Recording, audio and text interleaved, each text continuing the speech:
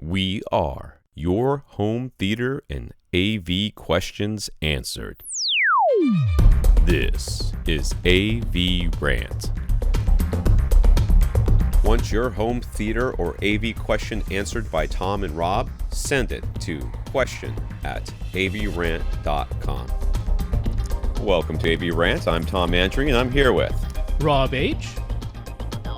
Nathan. Nathan says CES 2017 obviously included many new TV announcements, and HDR was a big talking point for just about all of them. In addition to HDR10 and Dolby Vision, there's a fair amount of talk about HGL, or hybrid log gamma, and Technicolor's advanced HDR. Does this mean that the UHD premium label that was supposed to assure customers that they were getting everything they need when it comes to HDR is already obsolete? Well, we need some new consumer-facing label to indicate this does everything HDR. Hey man,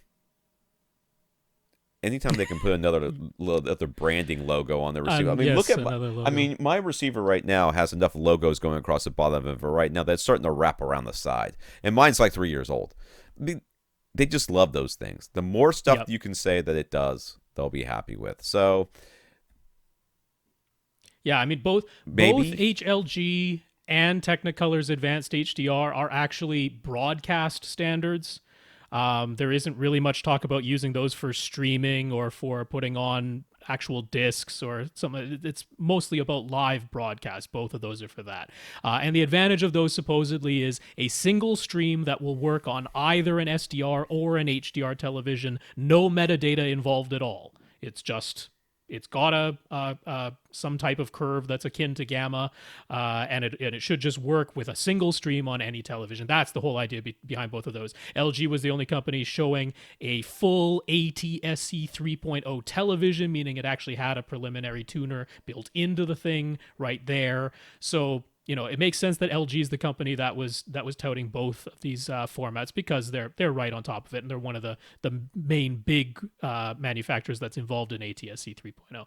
So yeah, it's going to keep changing. There will absolutely be new things. Samsung is already branding it, right? They had HDR 1000 last year because HDR 10 doesn't work for Samsung. They need their own, so they had HDR 1000. Now it's HDR 1500 because they're hitting 1500 nits. So they're always going to keep changing those stickers. I'm starting to think the brands like Sony that were like, UHD premium, we don't care. We're not going to bother paying a consortium to put that on our thing because it's a meaningless thing. And I'm starting to think they were kind of right about that. So.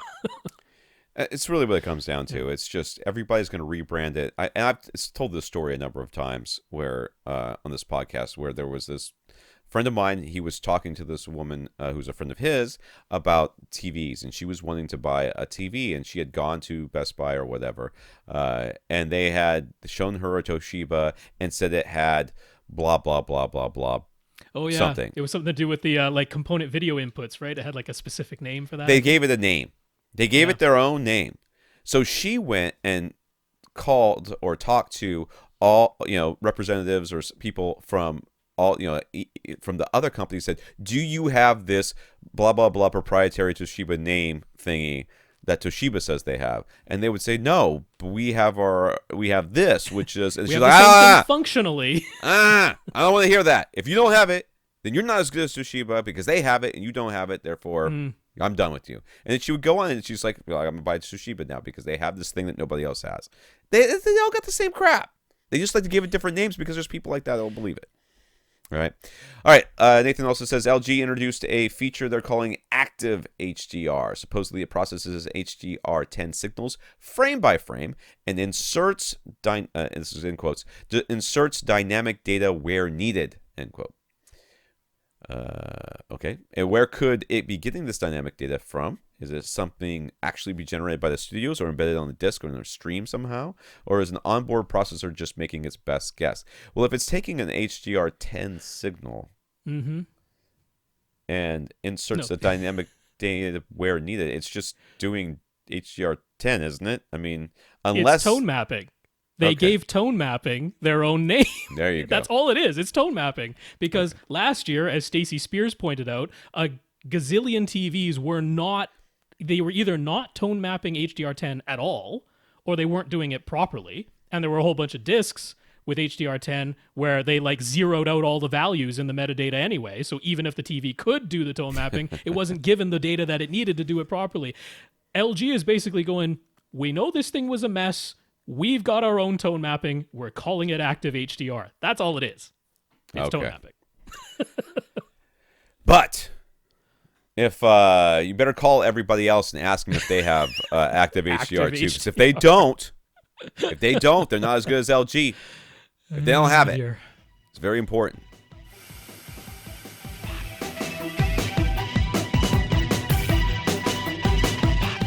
Want your question answered? Send it to question@avrant.com.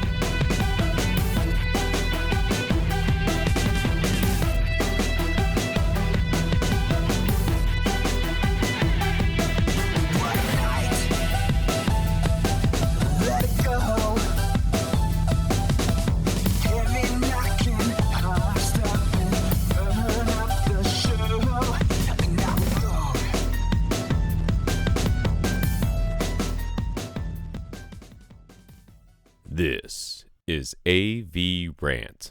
Now go out and listen to something.